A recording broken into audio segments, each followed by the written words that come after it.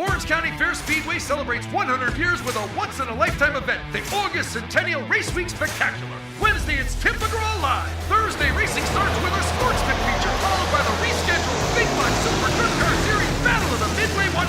Friday, the Small Blocks Run. And on Saturday, it's the Battle of the Century. Dirt racing's biggest prize, 100 grand to win. Tickets are going fast. Get a 3-day pass and save. Don't miss history of the making, the August Centennial Race Week Spectacular at Orange County Fair Speedway. What is up, race fans?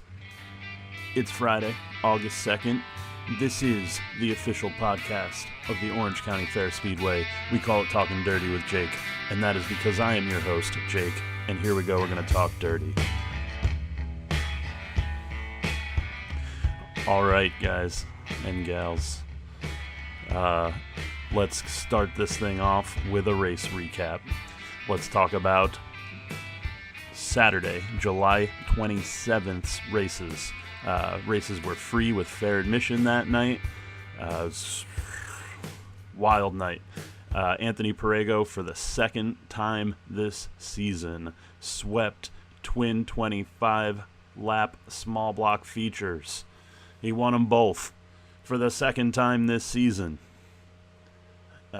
Crazy. He was off to such a slow start, too. Just really picking it up mid to late season here. Anthony Perego's just been on fire lately, in the small block division at least. Doing okay in big blocks, but not quite as crazy good as he's doing in his small block here. Anyway, what else? We also had two sportsman features that night. One going to Grant Hilfiger, multi-time winner this season. He's back after a long hiatus. He's kind of an outside invader, and he's winning a lot of races in the sportsman class. And it looks like the new surface isn't really any trouble for him. And in our second feature of the night for the sportsman, it was Daniel Morgevich. Daniel has a victory at Accord Speedway as well this year in the sportsman division. He's a Halmar Racing driver. Shaping up to have a pretty good season. He's climbing up there in our points now in sportsman. He was top 10 before his win, and he should be moving up a few points. Let's see, where's Daniel Morgevich at now? Moved up to 7th place in our sportsman points series. So that's pretty awesome. That was a good jump. I think he was 9th or 10th before. So congrats to Daniel on his win. That is really awesome. Next thing I want to talk about tonight here on the podcast, just announced today on August 2nd, Friday, on our August 17th Centennial Race Weekend. That's the Saturday. That's the final day of the event, our 100,000 to win 160 lap race day. On that day, we'll have a special exhibition race between Stuart Friesen and Sheldon Creed in their NASCAR trucks. So this is a pretty big deal. As most of you probably know or were watching last night, Stuart Friesen just won at the Eldora Dirt Derby with Sheldon Creed coming in second. So it's going to be kind of like a little mini rematch at the House of Power for our Centennial. This is a very exciting event. Really looking forward to that one. What else? I mean, looking at Eldora, looking at that track and what it looked like on the TV screen and in pictures at least, you can definitely see some interesting similarities to our new track surface, which the first thing I noticed, when it came to be, was just how glassy it could get. And, I'd seen the track look, or at least get that very hard, slick look, or the version of it we used to be able to achieve. I've seen it before, but I'd never seen it quite so reflective, just shiny as it was with this new clay. And I look at the footage at Eldora, and I'm looking and I'm kind of seeing the same thing, and even a very similar color clay. So I mean, I'm no clay expert. I have no idea what I'm talking about, but I'm just saying what I'm seeing here. and I'm seeing some similarities, and I'm thinking this is going to be a really cool 10-lap exhibition race, and hopefully just like a preview of more crazy cool things like that to come at the legendary House of Power, Orange County Fair Speedway.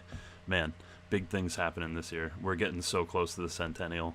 But first, this week, tomorrow, we've got our second of 2 Nostalgia Nights. It's the Nostalgia Night where we honor our full fender divisions of now and years past, our street stocks, and back in the day, our super stocks and other divisions.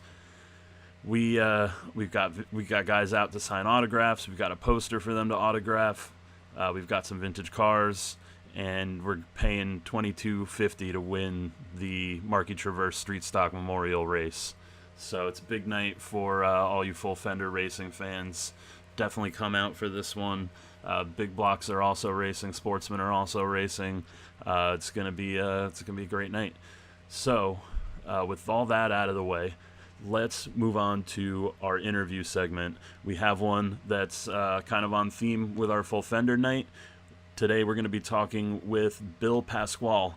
Bill is a former driver. He used to drive a pro stock and street stock in Orange County. He moved on to drive modifieds, and now he is a modified team owner. And so we'll talk more about that and what goes into that with Bill. Here we go.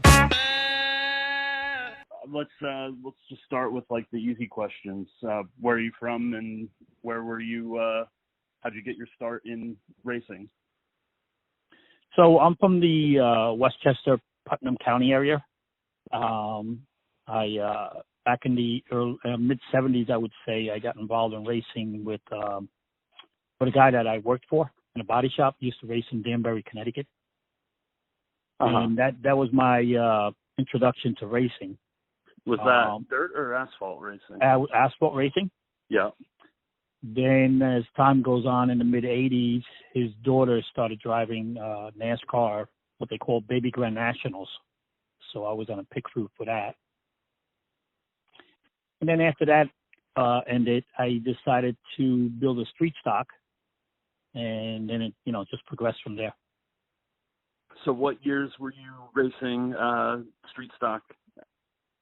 So I started in Middletown in 1989. I made, we built it at the body shop. It was, just a backyard street stock. I went racing, and it was an eye opener for me because I had to make a lot of changes, which we did. And, so going from asphalt to dirt was an eye opener. Right. Correct. Yeah. So, I thought I was going to set the world on fire, and the next thing you know, the pack's driving away from me. I'm like, whoa, where am I going here? But we got the hang of it. It took us a couple of years, but we got the hang of it. So in '89, how old was the street stock division back then? What's kind of like the timeline here? Well, there used to be from the '90s, so. Yeah, there used to be a rookie class and a novice class. I started in the rookie class, and I drove, I think, maybe 2 or 3 seasons in the rookie class, and then I went into the novice class. So there was multiple street stock classes. Yeah, back then there were a lot where at some times there was so many street stocks that they would have double features. Wow, what kind of were they using the same kind of cars they use now for street stocks? I mean, it must have looked pretty similar even back then. Yeah, very very similar. The Camaros were the same looking. Most of them were Camaros.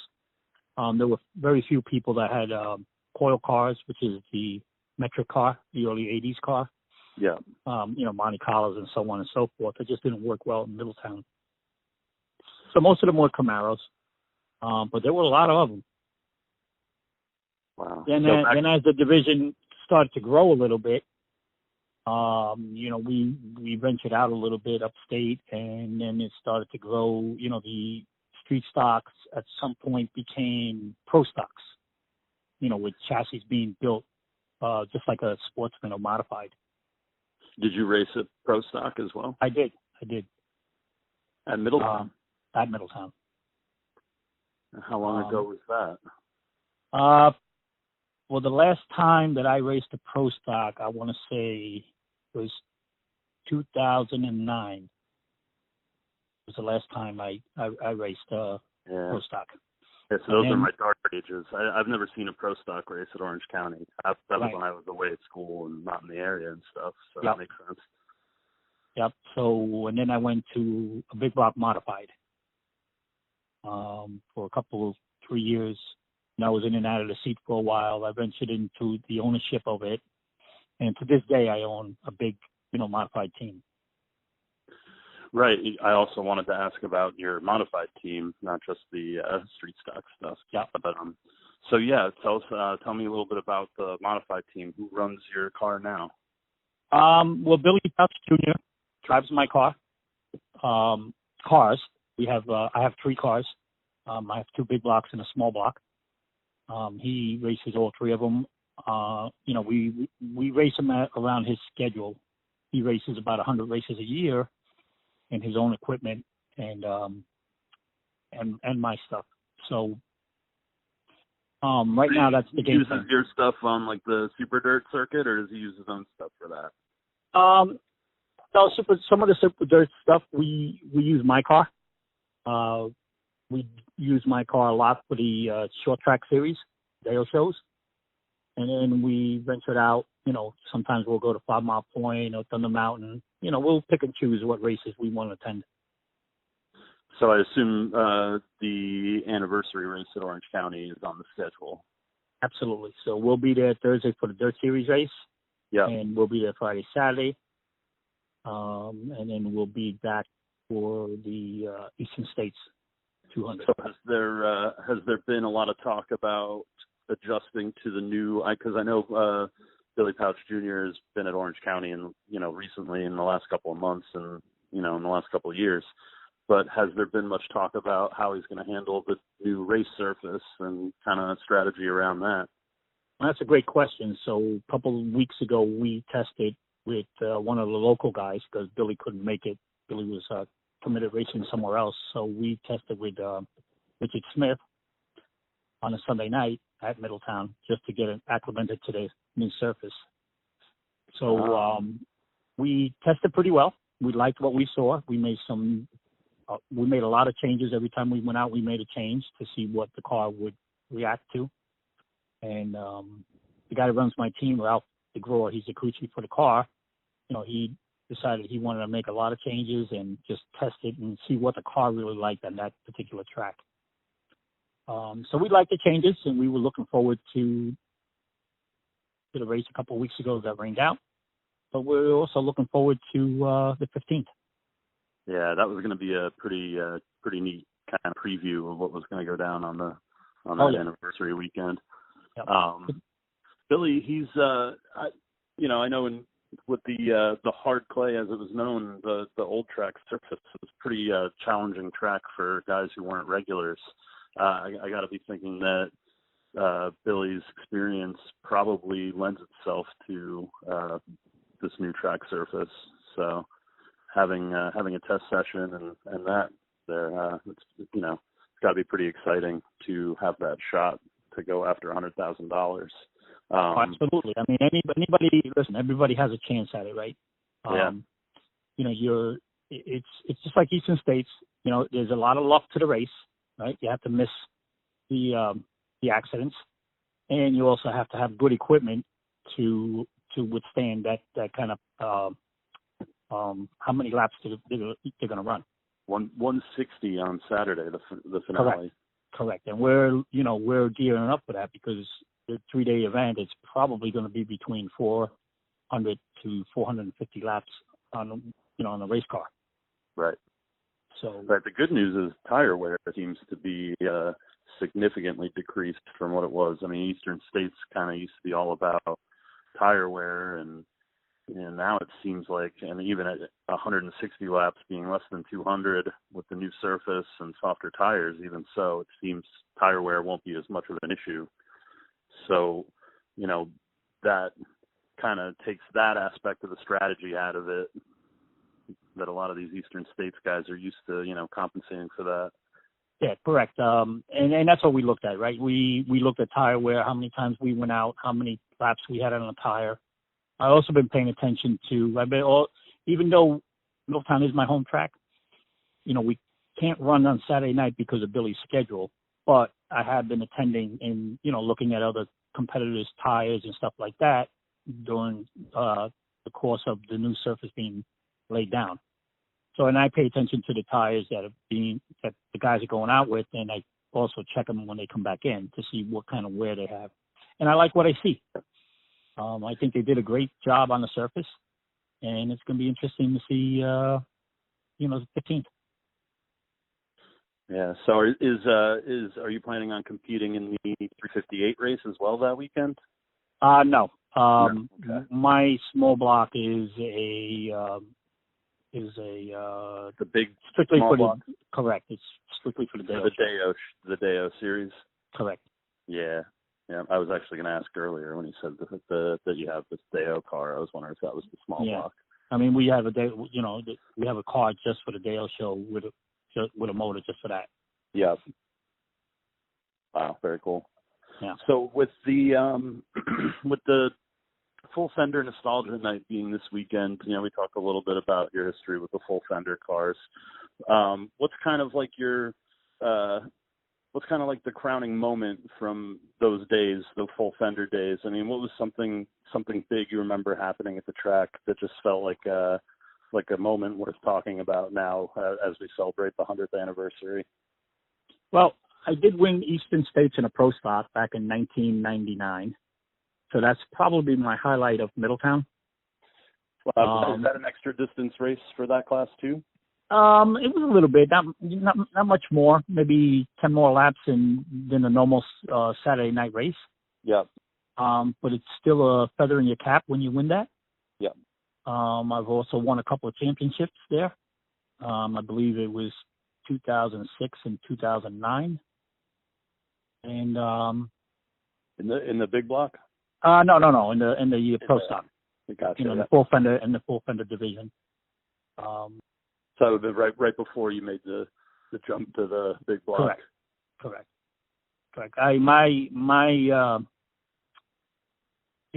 It's hard to make the transition from a pro stock that weighs 3,200 pounds to a 2,500 pound missile like a modified.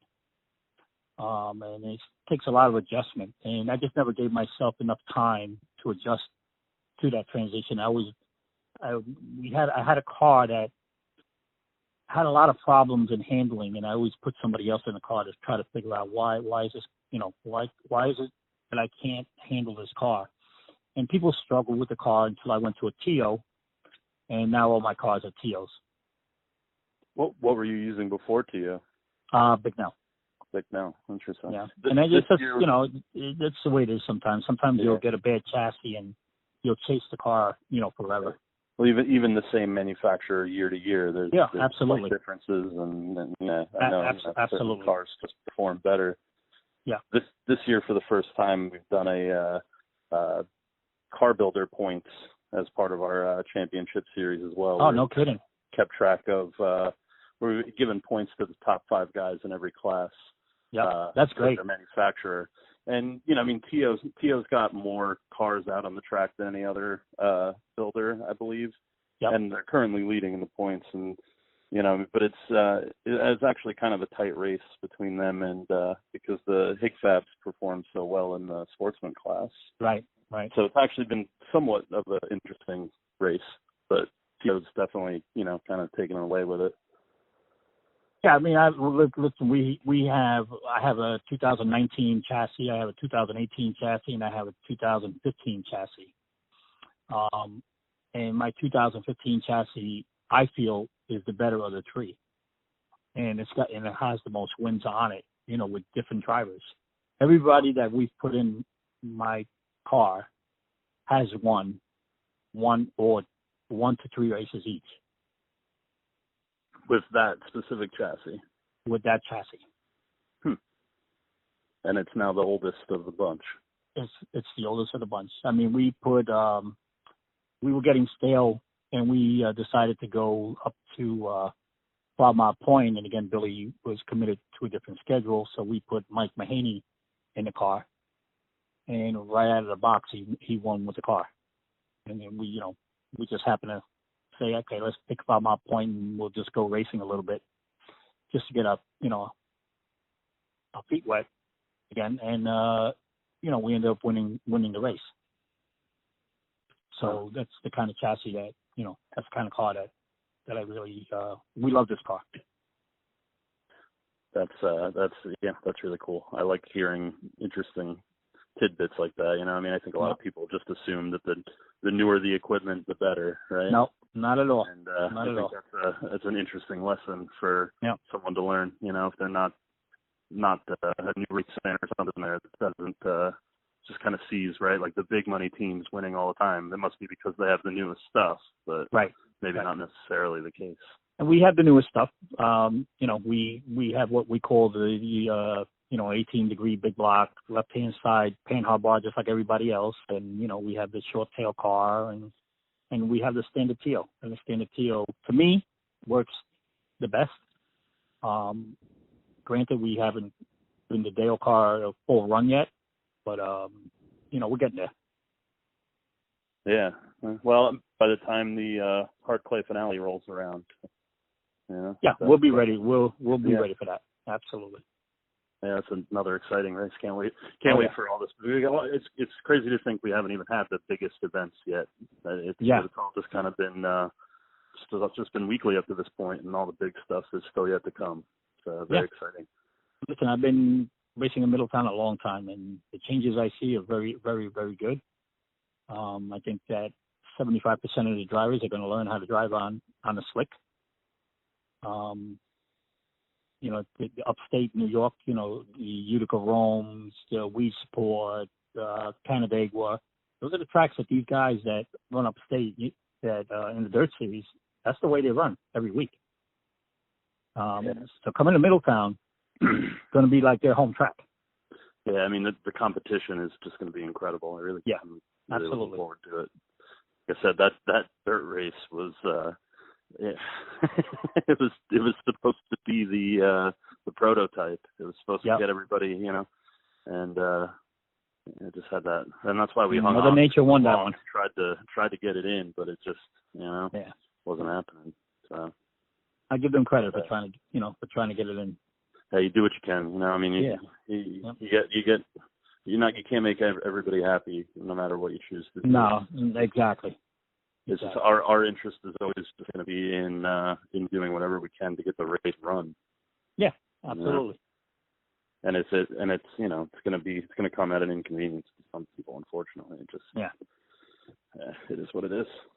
You have guys now, complaining about, I got to buy 300 tires, who's your 300s? But you're going to buy them once, and you're going to use them for a month or more. You don't have any tire wear. Right. You don't have the expense. When I ran there full time with Anthony, Parego was driving my big block there in Middletown, and we were going through 4 to 5 tires a night. Yeah. On a race, right? It's a big expense. It's almost $1,000 in tires a week. Right. So people don't look at both sides of the coin. You're going to invest in additional tires, but it's going to last you a lot longer. You're looking at, again, where the playing field is so level right now that it's just like it's a gamble that you kind of have to take to put these 300s on to get a shot at winning $100,000 or even even the $3,300 weekly big block purse. It's just everybody's kind of on the same playing field now, so it's absolutely. The odds are crazy. Yeah, you got to take that chance. Listen, we're considered a small team compared to some of them out there in Eastern States. One year, 2-3 years ago, we came in second. With Anthony Parego in the car. So we know we can do it. We know we can get there, and that's our goal. That's awesome.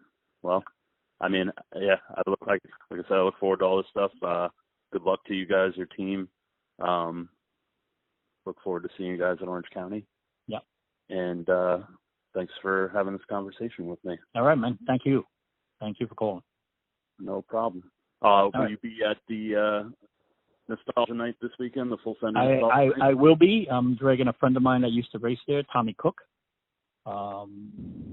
And we're going to have my big block up on display up on by the 31st lap in the courtyard there.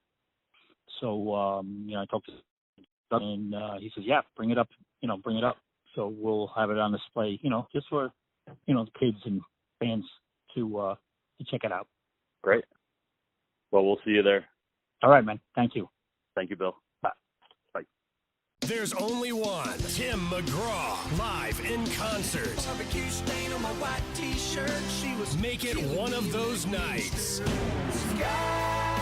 August 14th, 8 p.m. Orange County Fair Speedway, Middletown, New York.